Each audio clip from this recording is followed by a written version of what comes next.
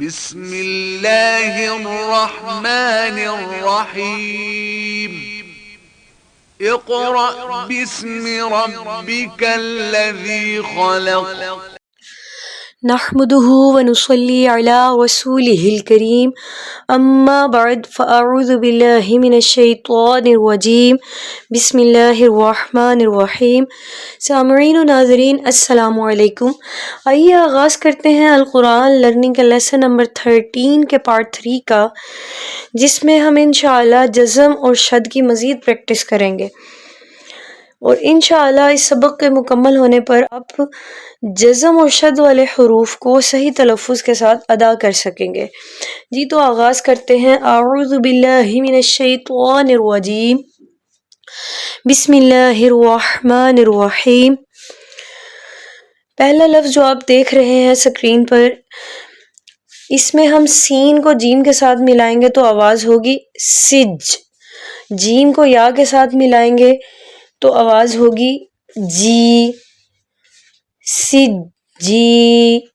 لام کے نیچے دو زیر ہیں یعنی تنوین ہے، اگر اظہار کریں تو آواز ہوگی لن، اور اس پورے لفظ کی ادائیگی ہوگی سجیلن، اور اگر اخفا کریں یعنی نون ساکن کی آواز کو چھپا لیں تو ادائیگی ہوگی سجیلیوں۔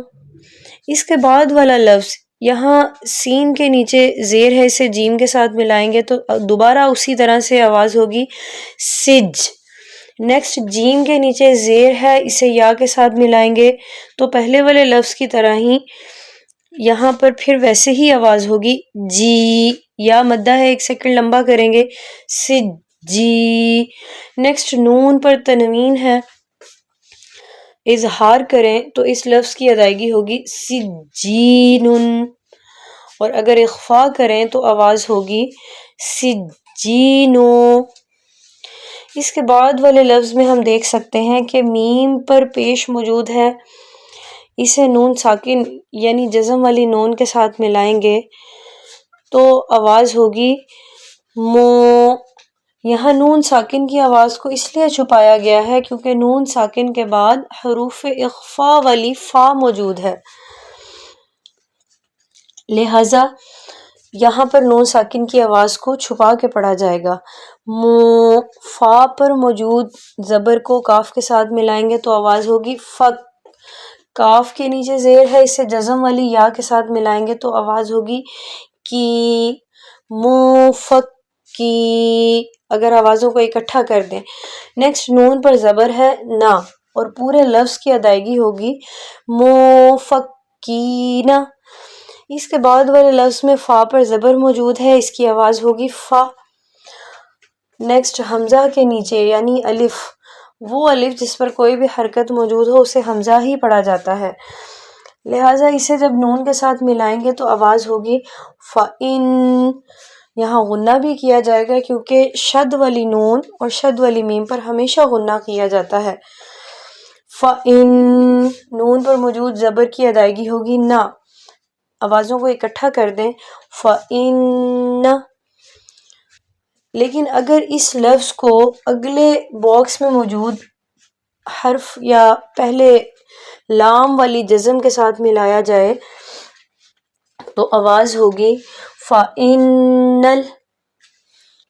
نیکسٹ جیم پر موجود زبر کو نون کے ساتھ ملائیں گے، اور یہ بھی وہ نون ہے جس پر شد موجود ہے یعنی یہاں بھی غنہ کیا جائے گا تو ادائیگی ہوگی جن۔ نون پر زبر ہے نا، فَإِنَّ الْجَنَّةَ، تا پر موجود زبر کی وجہ سے اس کی آواز ہوگی تا، آوازوں کو اکٹھا کر دیں فَإِنَّ الْجَنَّةَ۔ لیسن نمبر 13 کے یہاں تک کے اسباق میں ہم نے ڈیٹیل سے ہر حرف کی ادائیگی کو دیکھ لیا ہے، لہٰذا اب اگلے الفاظ میں ہم رواں پڑھیں گے اور دیکھیں گے کہ حروف کی ادائیگی کس طرح سے ہوگی۔ جی تو پہلا لفظ جو ہم دیکھ رہے ہیں اس کی ادائیگی ہوگی لِحُبِّ الْخَيْرِ۔ اگلے لفظ کی ادائیگی ہوگی اِذَا السَّمَاءُ انشَقَّتْ۔ اس کے بعد والے لفظ کو پڑھا جائے گا مَتَّ الطارق النجم الثاقب. اور اگر وقف نہ کیا جائے یہاں پر تو اسے پڑھا جائے گا مت طارق النجم الثاقب. اس کے بعد والے لفظ کی ادائیگی کو دیکھتے ہیں.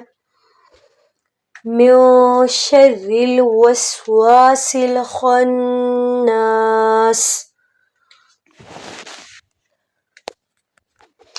جی تو سامعین و ناظرین، یہ تھا ہمارا لیسن نمبر 13 کا پارٹ 3، جس میں ہم نے مشق یعنی پریکٹس کی تشدید کی مع سکون کے، یعنی شد اور جزم کی کمبائنڈ پریکٹس کی.